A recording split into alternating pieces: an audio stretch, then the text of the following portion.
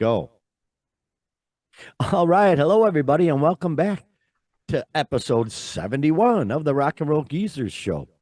My name's Murph, and boy, oh boy, we got a show for you today. My goodness. We got a couple of concert reviews to start out with, and some shenanigans that went on at one of the concerts that we're going to talk about, and a couple of sad deaths in the rock and roll world, some Johnny Depp in the news, and Ivan Moody, of course, Disturbed, and all sorts of good people. But I can't do it by myself. Got to have my co-host, and that would be Doc Vox. How you doing, Doc? Doing quite well, sir. Quite well. Glad to be here for another week of shenanigans. Yeah, I guess Oh that's the word man, of the day, shenanigans. So yeah. yeah, thanks for checking in with us, everybody. Greatly appreciate the support if you've subscribed. If you haven't, please take a second. Like, comment, be very cool. Oh, we got a correctional comment last week. I hope you saw that. Ah, I misspoke. you did. And then one of our subscribers called me on it. So thank you very much, Megan.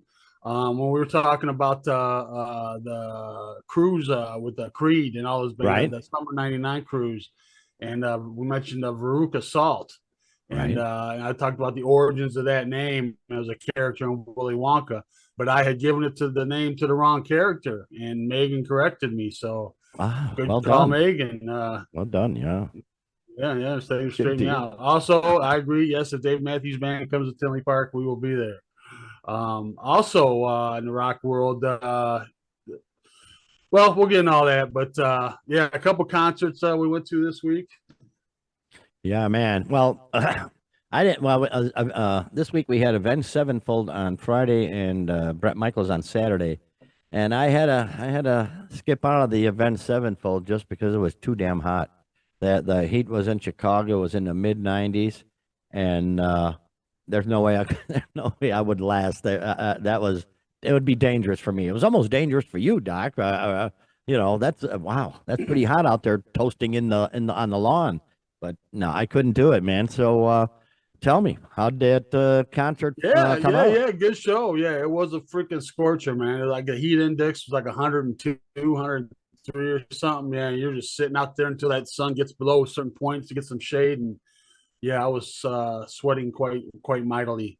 Went to the show with my daughter. It's one of my daughter's favorite bands, so that was kind of cool. So even though you and I didn't get, I did have a partner. Although she had her ticket was up in the pit, she was up close. So Uh, watching the show, we were separated, unfortunately. But nonetheless, it was kind of cool seeing one of her favorite bands. And yeah, no, it was quite refreshing seeing a band that's still relevant and fans are wanting to hear the new stuff instead of all the legacy bands we've been Classic hearing. rock. Yeah, I've Yeah. been playing the same stuff for 40 years, But yeah, no, very good show. I was very impressed. Show started off a band called Kim Dracula, just Ooh. garden variety. Yeah, trying way too hard, screamo. Just want Yeah. to be like a million other bands. Nothing to Uh, see there. hmm. The other band, Alexis on Fire. I was very Ah. impressed, man. Very impressed. This is a band. I guess they've been around for a while, about 20 years, out of Canada, kind of like a Canadian biker band. Six-piece, two guitars. The one guitar kind of also was the vocalist. They had the frontman vocalist that was kind of more the screamer guy. But the thing I found interesting with them, they had a keyboardist that also doubled up on a lap steel guitar, like the old Ah. country bands and shit. Yeah, Very yeah. cool. So yeah, it had a cool kind of dimension to the band. So yeah, that was one of the bands I never know anything about, and put on a pretty good show. So yeah, and then Event Sevenfold came out, and just talking to my daughter, they haven't been out for 6 years. I guess even that tour wasn't like a full blown tour. It was kind of select cities. So Hmm. it's kind of first one in almost 10 years. So Wow. if you remember last week, we had talked about guitarist Sinister Gates had Yes. injured his leg, but he was quite mobile. He was good to go. And All right. yeah, no, pretty good time. Pretty Good good time, I deal. gotta say, man. Yeah. Wish All you were right. there, but it was a scorcher, dude, no doubt. Walking in was was like a marathon, dude. Yeah, you didn't have the special parking I get, don't you? No, Didn't? no, No, no, no, bummer, no. man, bummer. Well, that's why I got the special parking is because the last time I had to walk from the back of the parking lot, it was a treacherous journey, needless to say. Yeah, It I can was too see, far no for me to doubt. walk. Yeah, yeah. So, but anyway, okay. Yeah, I'd Oh, give them a thumbs up. If you ever get a chance to see them, I'd definitely recommend it. They had some cool effects. They were I've never seen before on the monitors, that we watch up in the lawn. right. It's usually just what's going on, but they added some effects to it, and it was very well done, very cool. So yeah, very good experience. Walked away feeling very good Outstanding. about it. Outstanding. Well, so Saturday it was Bret Michaels with Jefferson Starship, Night Ranger, and a few other vocalists. And it was one of those deals where they shut down the lawn. They actually shut down the lawn of the venue, and anybody with lawn seats had to go to the box office, show your badge, and you'd get a ticket for a seat in the pavilion. So we did that. We went and got our seats in the pavilion, and they were decent enough seats. But I'm wondering, wow, how much how many seats have sold for this show? So I went on the Live Nation app, and it shows exactly what seats are open. And I'm looking there, and I'm looking. Oh, I wonder if there's anything close to the stage. Sure enough, third row back, seats 5 and 6 were open. And I'm keeping an eye on them because it's a resale seat. So somebody bought them and they're reselling them. And so I watched, and up to the time the ticket selling stopped, those two seats were available. So I figure I started conniving and thinking, how can we get up there? And I'm watching, I'm watching the people at the gate who are letting the people down into the front sections there, and they're sort of lackadaisical. They're watching, they're checking some of the phones on the first few on a group, and then the rest of them just walk in. So bingo, that's what I figure we'll do. So me and Doc hustle on down there, and we're just sort of hanging around until we see a group walk in. And so we just went right behind them and walked right in, said, yeah, section 103, boom, walked right in. So we got down there, and there's a guy sitting in one of those seats. I think it was seat 6. So I said to him, hey, these seats? And right away he says, oh, I'm sorry. So he moves over, and we jettison on in. So we're we're third row, seats 5 and 6, and Jefferson Starship was playing. We got to watch a couple of a couple of songs, and sure enough, it must have been the people who had the tickets originally. They decided to come, so they showed up. And here's a one of the dudes comes up to me. Can I see your ticket? I knew right away we were busted, so we just got up and left. Doc called it the walk of shame as we're walking up. I was laughing so hard I was laughing all night for that. That was a great. I come up with a plan. We executed it perfectly, and doggone it, if had they not shown up, we could have. God, we could have partied all night, third row, Doc. It was a fine plan. It was a perfect plan. It was perfectly executed, but was not to be. Yeah, Yeah. I actually I confess you. He kind of came up and he tapped me on the shoulder, and then I just kind of pointed to you. and Yeah, like, it's not like they're gonna throw us out or anything. It's like, no, oh, I'm wrong seat. So I knew right they away we were definitely showed you. busted. I was like, Murph, you got our tickets? And the sad part is there were 3 seats in row 4, a little ways more towards the center, but I forgot to memorize what seats they were, because if they would have been open, we would have taken them. But nonetheless, that was a Yeah, great but if we journey. got that twice, they might have, Well, yeah, you're right. They would have popped us on that one. But I got to say something about all that. Those they're just too tight. I was Yeah. just, with you on one side, and I had big guy on the other side, and I'm like, we're all touching, and it's like, God, there's no room to move. And at that point, I'm having dreams of being out on the lawn, sprawled out, toes in the grass, just And here we are, Right. just that's a young man's game as far as I'm concerned. So, Yeah, it is. quite honestly, if this ever comes up again, where we have to do the pavilion thing, I'm going to actually request the last row, as close to an aisle as possible. Because the last row, you can just hop over the seat and boom, you're in the walkway and you go back by the wall where all the stoners were. I noticed that. Oh, wait, all the stoners. Wait a while. Let's talk about the crowd for a minute. This was the most. Oh, how do you what would you say about this crowd, Doc? They were. This wasn't the kind of come out and represent your band kind of crowd. This was the kind of a county fair kind of crowd, I would say, just kind of Wow. Ma and Pa coming out and seeing somebody they used to know back in the day, I guess. But Yeah. I figured not a real exciting or yeah, I well, guess fairly enthusiastic, I guess. But well, back in the day, the 80s, all the tall haired gals, looking hot and stuff in the spandex and whatnot. No. It wasn't happening there. There was no spandex. There was no tall hair. It looked like, it was a bunch of mothers, basically, older yeah, mothers, and there was nobody smoking pot. I was amazed at that. It's like, my gosh, at Steely Dan, there were more people smoking pot than here. Go figure. It's a very, yeah, very, very bizarre crowd. yeah. But okay, let's talk about the concert itself. Jefferson Starship with Chicago favorite Kathy Richardson Yeah, doing the vocals.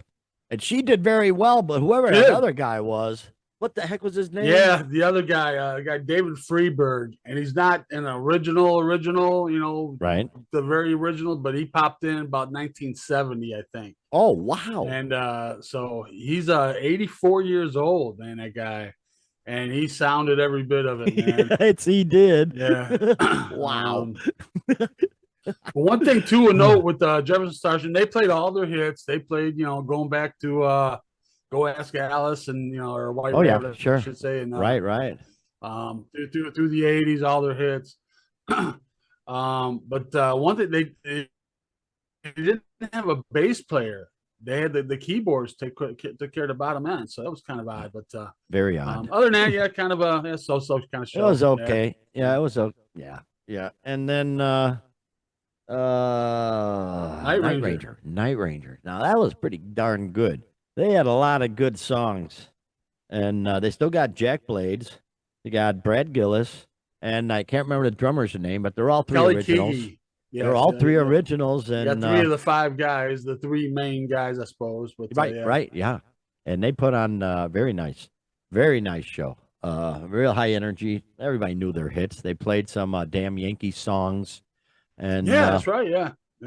So it was very about it was a good show. At least two, three, maybe. I don't know. Yeah, they played a couple of damn Yankee songs. But yeah, very Jack Blade's pretty good front man. He's kind of pretty good with the crowd and had a good rapport. And Brad Gillis, man, dude can play, man, no doubt about it, man. Little dive bomb king, man. He's the dive bombs all night long. I love dive bombs myself. I got a couple of guitars with the whammy bars. But yeah, they're a very tight show. Chicago loved it. Chicago did some singing along with them and whatnot. So it was all very cool. And yeah, Chicago dug the heck out of them. They ain't been back in a while, so good for them. And the headliner, Bret. Oh, I got to get his picture up. My sister, at some point, she used to work in the festival industry, and she actually showed me a picture of her and Bret, and oh, look at what a dream boat! Look at that. Oh, he's a beautiful man. What a dream boat! Jiminy Creeper, he's just dreamy. Yeah, but so I thought it was, it was sort of cool to see my sister with Bret himself, who was still. He's in, he's no Vince Neil. He's still in good shape, but he has to be. I believe he's got diabetes, correct? Oh yeah. Yeah. So he has to stay in good shape, and he was in good shape. Which I assume is why he's doing this kind of a setup where he's not out there full time. He gets to take the break. I kind of draw those two dots, but you're probably right because you had singers who connect those two dots, I should say. So you had Mark McGrath from Sugar Ray, and then a guy Steve Algeri, who was I believe he was the guy right after Steve Perry. I think that could be. They had a couple guys in there between Arnel Pineda, but anyway, he was one of the replacement guys from Journey, and sounded a lot like him. I got to say, man, he belted the songs pretty damn good. He wasn't too pretty bad good. at all. Yeah, Mark McGrath was. I was just, whatever. Like, what are you there for, dude? I was just it's a college frat party or something. It's like pretty weird. Yeah. Seemed kind of almost out of place. Just I don't know. He didn't really offer too much to the show at all, really. I was really disappointed with the sound engineer. I don't know. I pointed out to you there was a certain frequency, a low frequency that was way too high, and it just seemed to hum the whole night. Like, every time he'd hit a bass drum, it would that certain frequency would just ride over everything else, and then any other thing that was low, it just that one frequency was. It was a really poor mix. We've seen, Yeah. although we're used to seeing concerts out on the lawn where you're Yeah, not I was having thinking this. about that too. You're not in Right. a big chamber, basically, but Yeah. at the same time, they're in a chamber, so they should be able to hear that because it Adjust was to it. Yeah. driving me Yeah. nuts. You know, Yeah. so yeah, the sound sort of sucked, and the Journey songs, the they were all right, but the backing guys, they weren't doing everything like the record. They were just sort of Oh no, the their band. No, I'm version. not even Yeah, talking about the band yet. Just talking about the vocals. But yeah, the band I thought was way lacking, man. I've seen yeah. several cover bands go through the song. Your cover band did the song way better than Oh yeah, you yes, know. So that is true. That is oh, it's true. definitely true. Yeah, that guitar player Yeah. was. I don't know why he wouldn't get a better guy. I'm sure somebody better is available. I don't know, but yeah, the Yeah. band was not impressive at all. No, I was just like a party or a frat party with Brett and his two buddies, you know. But you're right, probably right. Maybe he couldn't sing the whole night, so let them come in and take a break, and he's back there on the conga drums or whatever he was Yeah. doing there. Is just pretty weird. It was all right, but it was pretty weird at the same time. So I like that say it was pretty well paced, went by pretty quickly. You know, they did all the hits. It was just like he said it was going to be, you know, just one hit after the other. yeah, yeah. And you know, so as far as that goes, if that's what you were there looking for, it was great. But yeah, you know, I said it was Yeah. more of a county. It was like something you'd see at a county fair kind of thing. And It's they kind of the yeah, vibe I got. You know? I figured he'd draw more, but the pavilion itself was about 7/8 full. Yeah, That's the way I looked at it. About yeah, seven I eighths figured. full. It Yeah, wasn't even a yeah, sold out yeah. Up in sellout the on the corners were empty, empty. kind of. Yeah, Yeah, but it was still a good time. The crowd dug it. Chicago, Chicago always they always give approval when approval's warranted, and it was warranted there. Oh, here's some sad news. I hate, this was really a mind or just a mind blower. Sinead O'Connor, my gosh. yeah. Jeez, she passed away, and man, wow. It just what do you say, boy? She sure did stir up some crap. I'll say that. You know, when she was on Saturday Night Live, she Oh yeah, held up the picture of the Pope and fight the yeah, real power. yeah. Well, she that wasn't lying. You know, uncomfortable as it may be, it wasn't lying, and boy, that sure did get her in crap. You know, she took a lot of crap through her career, and man, she believed what she believed, and she wasn't gonna waver from her beliefs, and none of her beliefs were that crazy. Quite honestly, a lot of it's true, and she just exposed the seamy underbelly of certain things that people would rather not see, and so I geez. killed the messenger kind of thing. Yeah, Yeah, and gosh, and she had issues. Boy, I watched her through her career, and boy, she became a priest at one point. Then she turned to Muslim, and right. I mean, she was really, I would guess, you would say troubled. I don't know. And then when her son Yeah, like passed, searching for something. Yeah, and yeah, then her exactly. son Yeah. passed a couple of years ago or whatever. Okay. Her teenage son passed, and geez, when when you're already so wound up, and then something like that happens, Well, you that's know, what you got to wonder. Cause of death. You know, they're not giving cause of death, and she just always, yeah, just seemed kind of depressed, and yeah, you wonder if she didn't, check boy, out early, man. You know, I don't know, boy, but she, boy, that she hit MTV like a freight train with oh, that. nothing Nothing compares to you compares came to out. you. Oh, That was the biggest song in the world that year, 1990, when that came yeah, out. So obviously Prince wrote. Everybody knows it's a Prince yeah, song, Prince, but but no, it's yeah. yeah, it was the biggest song in the world for that year, and yeah, no, it was huge. It was all a great video, stark and just simple and great video, just kind of closing in on her. She's got, Beautiful, one of beautiful. those impressive, Mm. expressive faces, Oh so, man, um, what a yeah, shame. changed their name recently to the Shahada Sadakat. I'm guessing, Mm-hmm. I'm sure I'm butchering it.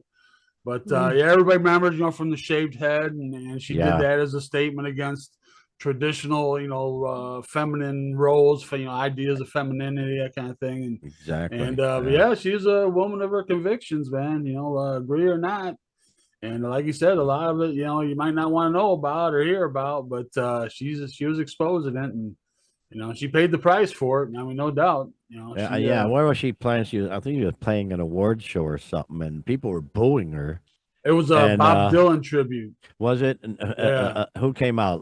Chris Chris Christopherson. Christopherson came out, Yeah, and just put a shoulder to lean on, which she really need. Really, yeah. He told her, don't let the bastards get to yeah, you. That's what he told yeah. her. Okay, Well, with them. Yeah, it was a seamy underbelly, and she was 100% correct.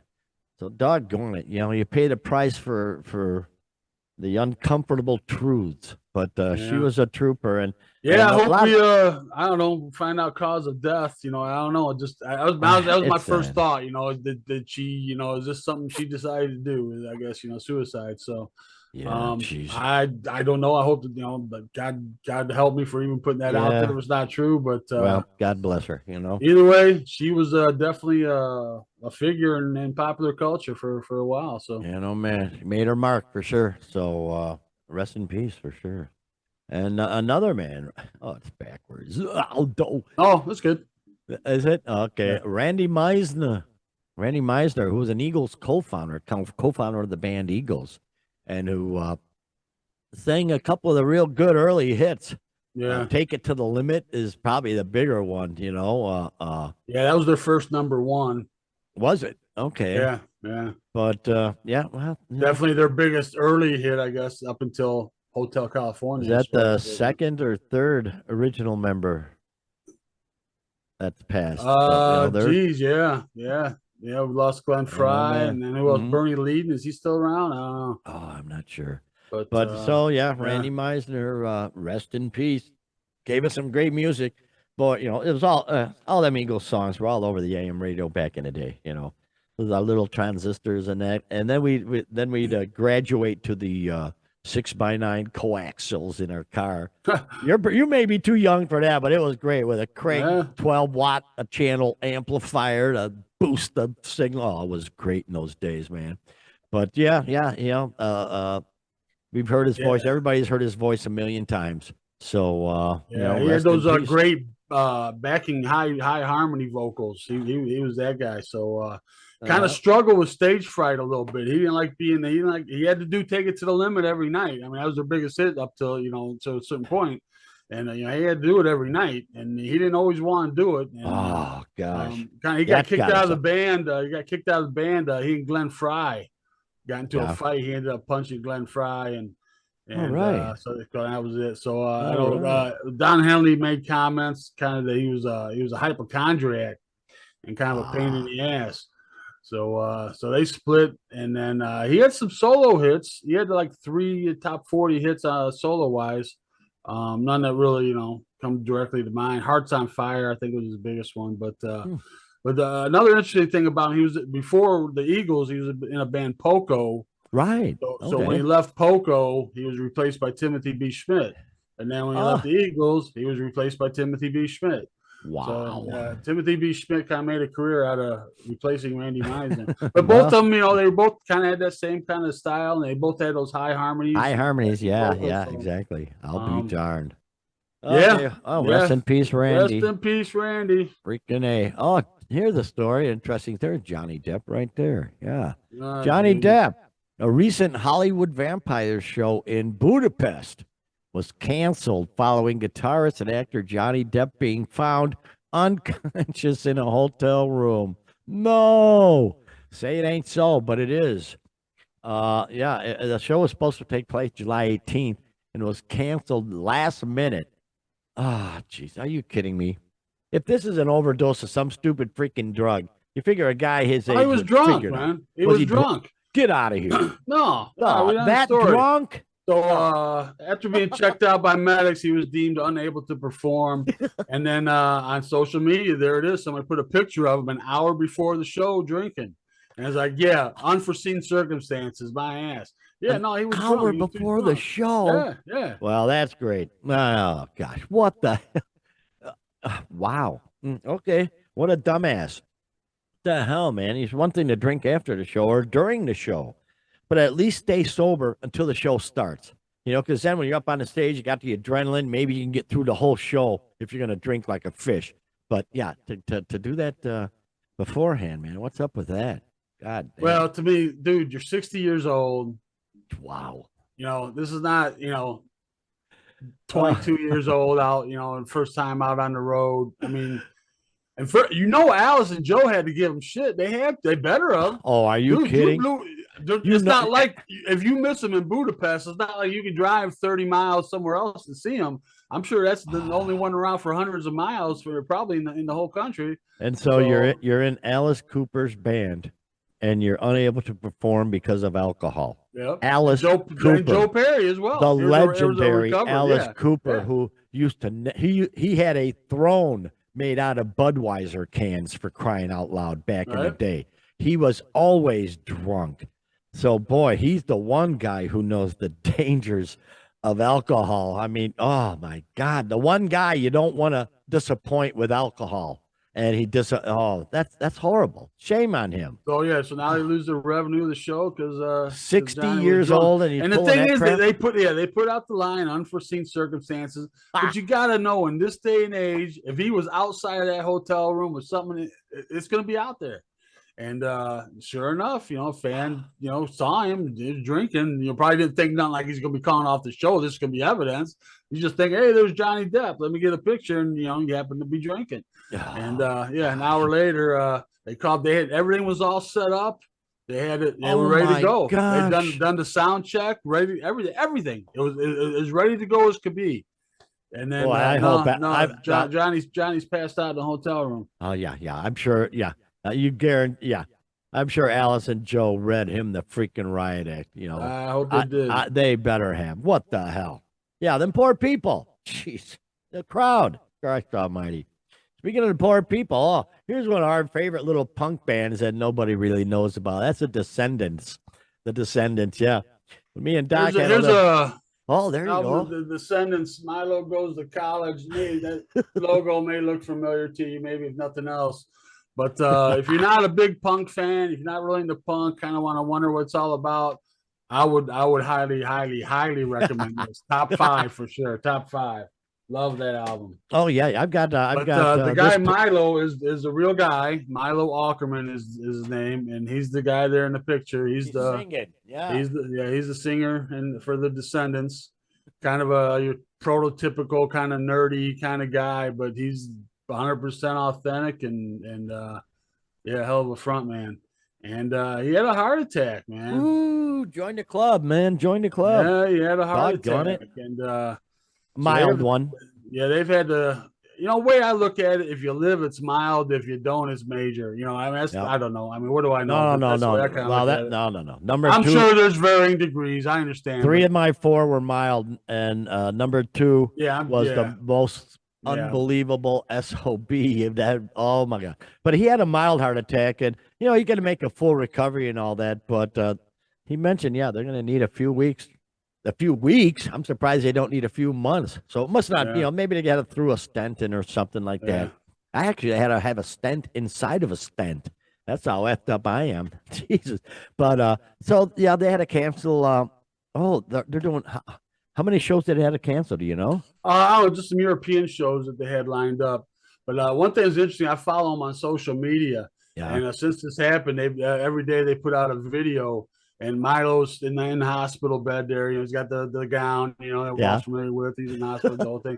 And one of his buddies in there, and every day is something else about it. Like one video, they're looking over the bill. One video, they're looking over like things he has to change now, like his diet and stuff like that. So sure. Oh yeah. Giving the fans daily updates on Milo in the hospital. But, they give you a pretty substantial amount of paperwork. Yeah. But they're so cool. I got on my iPod. I got This Place Sucks, and it's great. It's like 2 minutes of total punk, man. You got the whole album. I saw these guys. It's one of the best shows I've ever seen. Was up pretty close to them. I love their bass player. Fans just loved them. Knew every word to every song, man. Radical fans. It was just good. It was outside summertime. It was awesome, man. And he's a hell of a front man. I love the Descendants, man. Yeah, so more power to him, man. Get well soon, Milo. Get well soon, Milo, and hell, maybe we'll see you down the road. All right, moving on. Ivan Moody again. Ivan Moody, singer for Five Finger Death Punch, is in the news again. And as we talked about, last week or a week before, Yeah. he started up a gas station in Cheyenne, Wyoming, a very unique gas station, supposedly a rock and roll gas station or something like that. I don't know what's up. Yeah, it's a rock and roll themed gas station, convenience store, Moody's rock store. Wow, I can't remember what he called it, but yeah, he also opened up a mental health facility in town. So There he you just go. moved there and made it his new hometown, over the summer, and now he's doing all this stuff I'll be darned. and so yeah, go ahead. Well, they gave the city of Cheyenne is very appreciative because they gave him a key to the city. Woohoo! Good for him. So got when you got a celebrity, putting his money where his mouth is, actually starting up businesses and whatnot and taking care of mental health issues. Yeah, he deserves a key to the city, maybe even a car, a city car too. But good for him. He's doing good. It's good. We mocked him a little bit, earlier, like last year, Right? man. We may have mocked him a little bit, but hey, I'm sure he just brushes crap like that off. And good for him, man. If he ever loses his singing job, he can, do the good thing, the right He can work thing. at the convenience store. Yeah. Well, yeah, pump people's gas for him. Well, I used to work at a J&L back in high school, pumping gas, and nothing wrong with that. So yeah, he's got a backup plan, obviously. So good for him. Hey, he looks scary, and if he was to come and pump your gas, the kids would probably, freak out. But nonetheless, good for Ivan. He's doing the If you right remember, thing. yeah, when we brought that up too, he's the only gas station in town that's giving discounts to military folks. I guess there's There, a military base nearby, which I did. I'm pretty up on a lot of the military. well, I didn't know you that. spent time in Germany, man. So Yeah. yeah.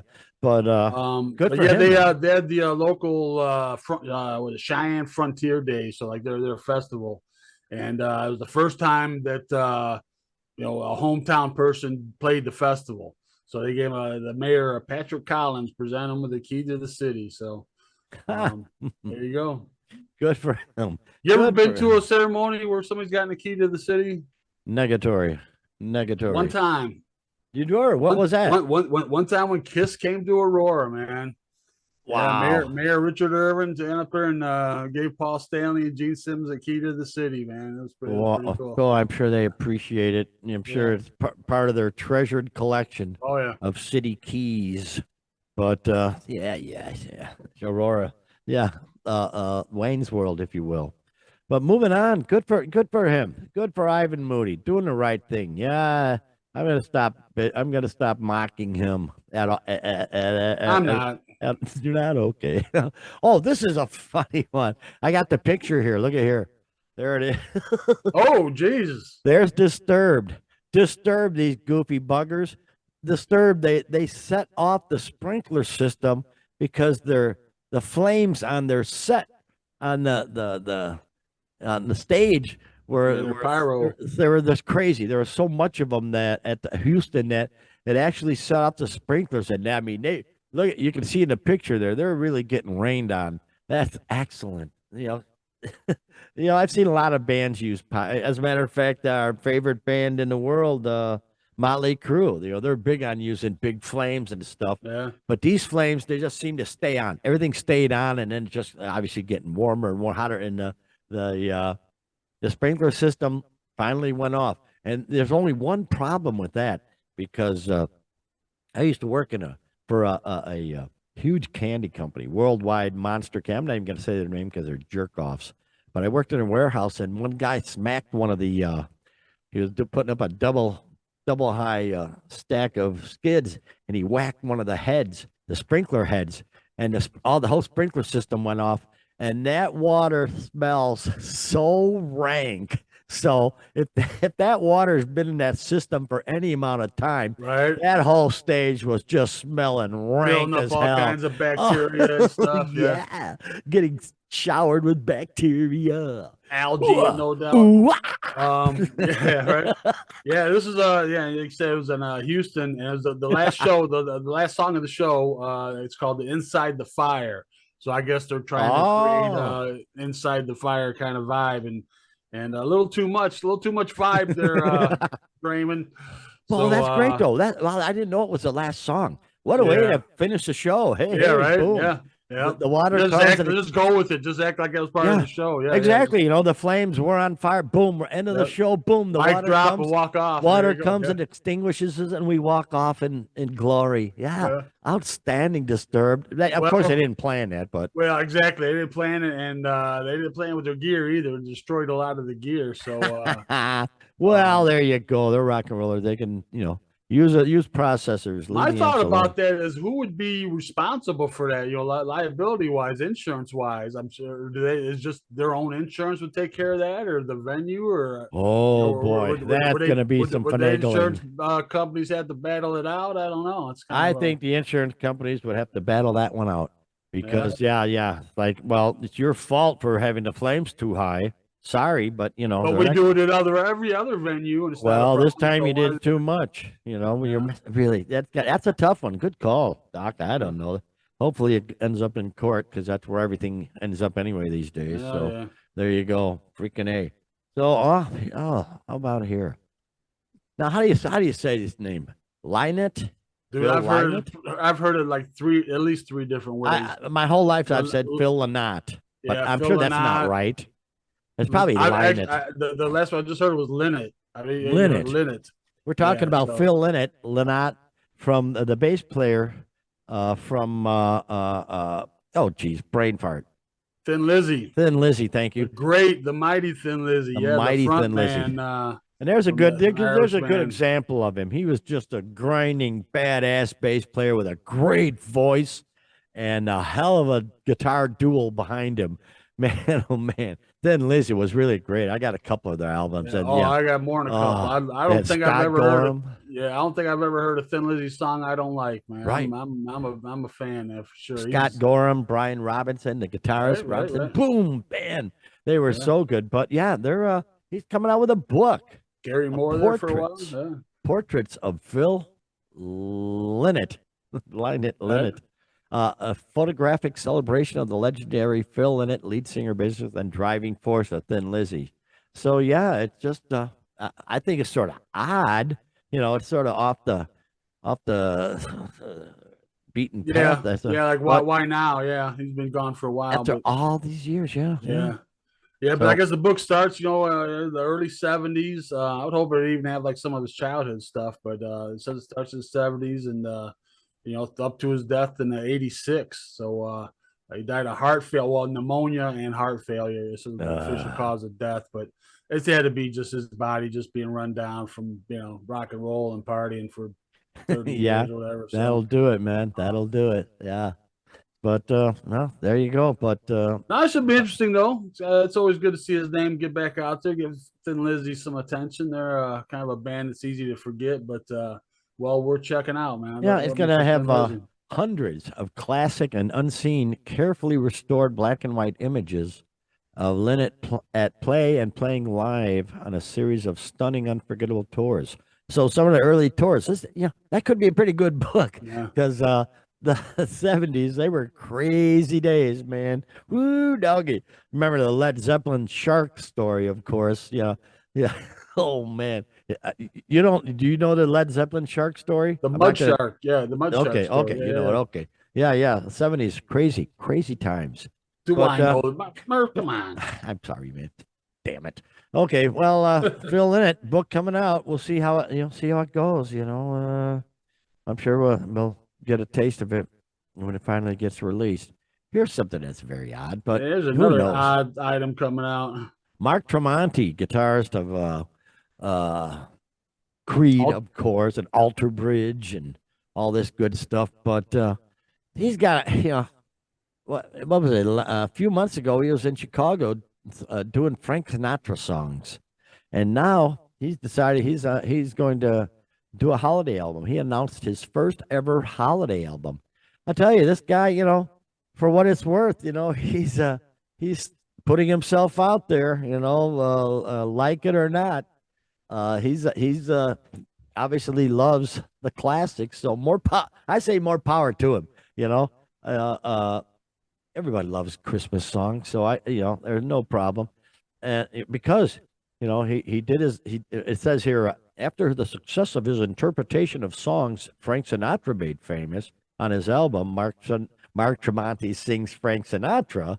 Mark decided to partner up with the orchestra from the album to work on the holiday album. The album is scheduled for release on October 27th. It's available right now. Pre-order TremontiChristmas.com. I'll be darned. More power to him. I haven't really paid attention to his singing. I'm going to have to give it some listen now. Yeah, apparently I haven't checked it out either, but apparently he sounds just like Sinatra, I guess. No kidding. Good for he's a him. ringer, so Oh or my can sound God. just like him. But yeah, he's doing this album. It's 9 classics and one new original Christmas song. So good for him. Why not? Hey, yeah. and doggone it, Mark, now that you got all this hype going, just get your ass over there with the boys and get Creed back on the road next year. Preferably to Tinley Park. Thank you. That'd be great. So we'll see how that goes. Good for him. Apparently he's enjoying what he's doing. So I can't fault him that. So good for him. Coming up now, what do we got here? Taylor. That Taylor Swift, Jiminy Creepers. She's everywhere, Doc. Taylor Swift is everywhere, and it's scary. She's starting to rule the world, or maybe already has taken over the world. I think she rules the world at this point. Yeah. Where was she? Lumen Field, wherever that is. Seattle. She was at Seattle, Lumen Field, and the crowd was so ruckus that it registered at 2.3 on the seismic scale. On the Richter scale, yeah. At the Richter scale, seismic activity, if you will. Yes. Wow. And we talked about this that football games, things get pretty now noisy and rowdy and stuff, but they're not quite as seismic as this is. And I feel that it's because at a concert like this, when you got the beat going, everybody's bouncing at the same time or jumping at the same time. And whereas football games, everybody's just, they're not all pounding down and jumping. Not and in stuff. unison, right? So yeah, in unison. So that's why that's happening. But she's taking over the world. It's scary. My God. Yeah, they responded in the article. They talked about how in Seattle the fans can get pretty raucous. Yeah, even the football fans. But this is like over twice of what even the loudest the fans ever got for a football game. Like you said, just that I'm sure it is because they're all in unison.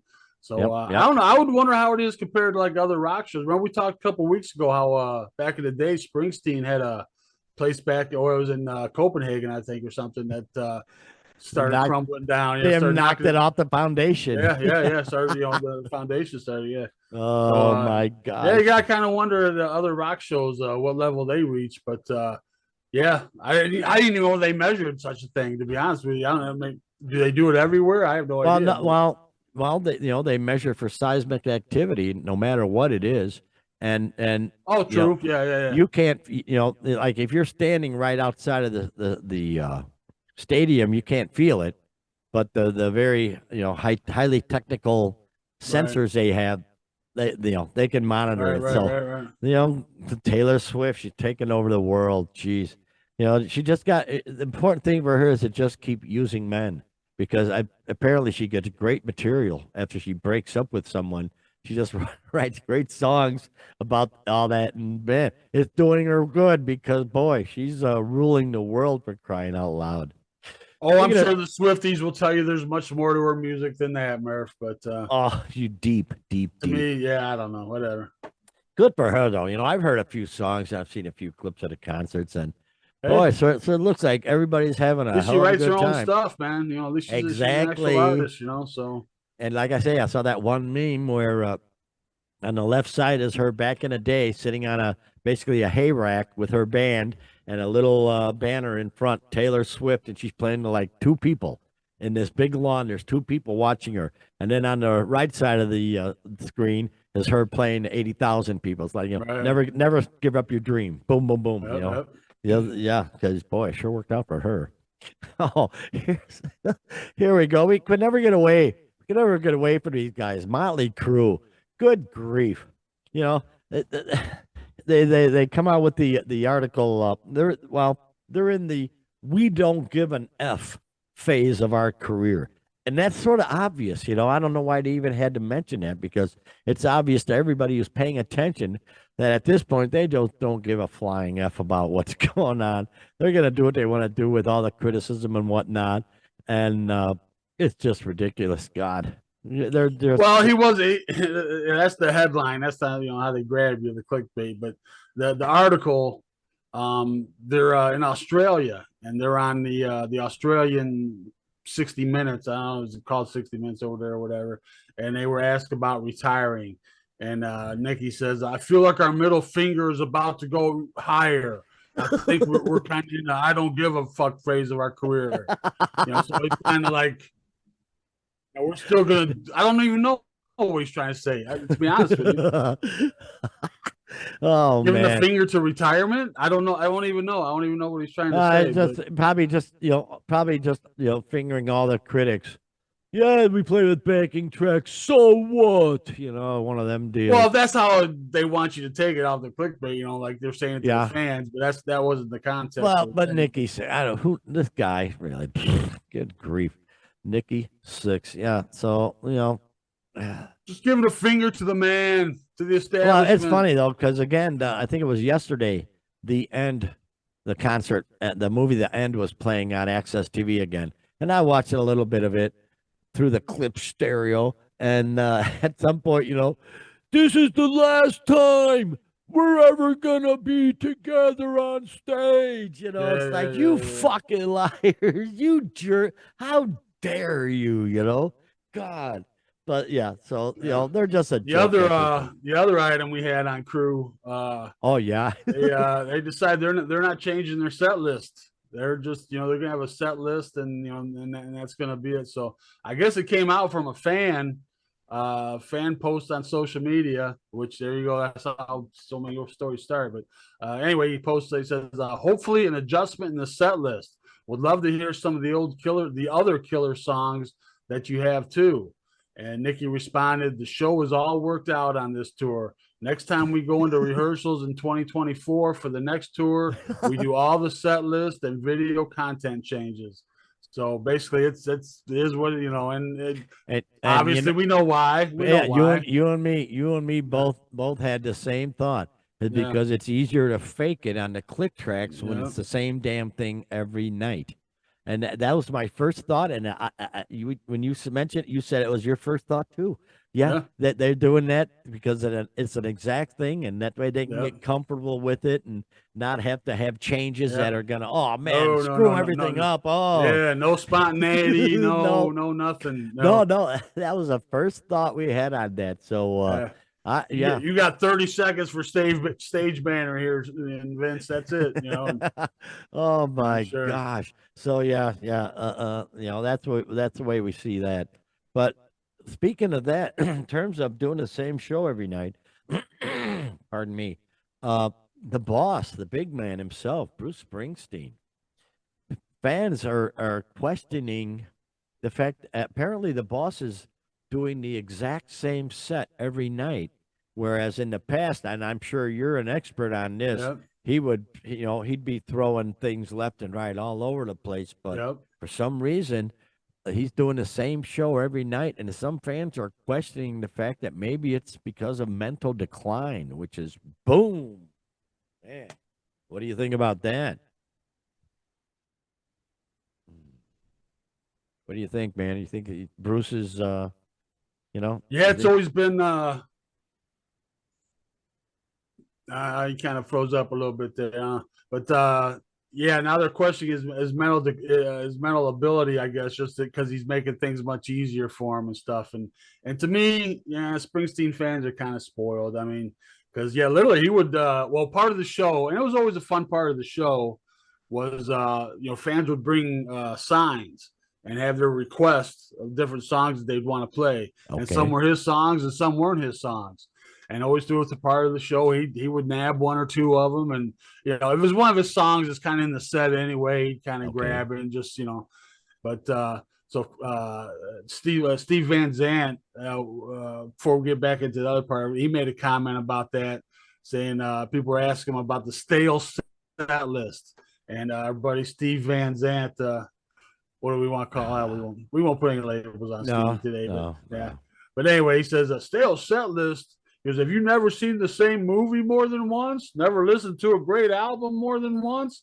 It took 50 years to build this show. You can stop worrying about your sign song not being played. So he's, kind of, going that route as far as people not being able to get the attention because they brought in their sign. But yeah, somebody posted on social media, says this is a serious question. Is Bruce's mental state in decline? Is he just unable to perform other songs? These rinse and repeat shows are such the opposite of greatness. And then a long time bass player, Gary W. Talon, he's been with them since the beginning. It says, you are fucking kidding, right? That's all his response.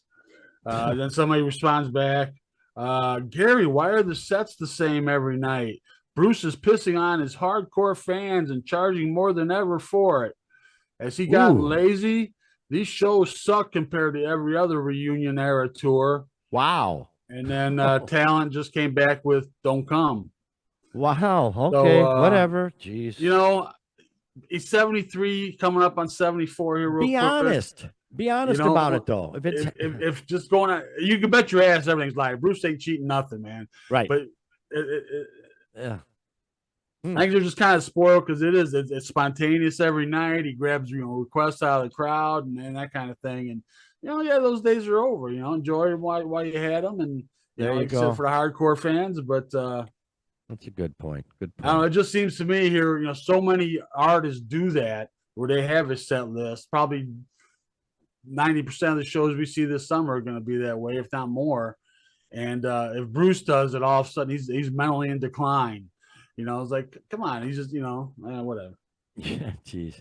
Oh, well, hang in there, Bruce. Yeah. As if he hasn't given it all for his whole freaking career. So just chill out, folks, and be glad you can go still see him, Yeah. He's not in his 30s anymore. So chill out, folks. Moving on. Here's a really sad story. That's really bums me out. Jason Becker. Most folks may not know Jason Becker. He was an amazing guitarist. As a matter of fact, if you go to our Facebook page, the Rock and Roll Geezers Facebook page, I posted a video of him doing Paganini's Fifth, and it's stunning. It's stunning. You'll see just how much of a perfectionist this guy. He was one of the very best of all times. For Christ's sake, if you see this on our Facebook page, you understand what I'm talking about. It's just stunningly amazing. And sadly, he came down with Lou Gehrig's disease, ALS, and it has just basically destroyed him. Let me move on. Here's a guitar. This is good. His crazy cool guitar right there. That's a Jason Becker. That's a legendary guitar right there. That's his deal. And now he's just he's in a wheelchair. Here he is right here. God, what a legend. And he can't talk. He basically communicates through his eyes. Yep. I believe you mentioned that, Doc. It's quite a story, man. He was diagnosed back in '89, that long ago with Lou Gehrig's disease. People I know he was David Lee Roth's guitarist after Steve Vai. So there's a guy following Eddie Van Halen and Steve Vai, and as far as that goes, I mean. But in '89 was diagnosed and was his prognosis was 5 years to live at the time. And here he is, 30 plus years later. So, and the whole time, he's developed this system to communicate where as if there's a keyboard. I don't think it's the normal keyboard we think of, but they developed their own kind of keyboard. It just, he and his father, I believe. And he looks like where his eyes go as if he would be looking on the keyboard, and that's how they communicate. And I'm sure they've fine-tuned it over the years and, substitute words for, spelling them out and things like that. But, and he even does music that way. He can write music that way. And then, telling his father how he wants it. And then they put it in the computer, the notes and how he wants it and stuff. So it's fascinating, man. Fascinating, man. Just So- talking about I mean, highly inspirational, man. You know, there's this guy that's, you know, totally paralyzed and just through his eyes is still communicating and doing music, man. It's unbelievable. Yeah, but here's the problem. Yeah. Here is a big problem, and I really have a problem with this. Is he's having to sell a guitar that Eddie Van Halen gifted him to pay for his medical bills, and I, uh, no, no, no, no, no, no, no, no, no, not with all the freaking money, not with all these hundreds of millionaires, musicians out there. I can't believe that this has gotten this far to where they're actually posting that he has to sell his guitar given to him by Van Halen to pay for his medical bills. Where, I, Yeah, like I said, so he's been in the state for a long time. I'm sure it's racking up the bills. It's over $100,000 a year for his care.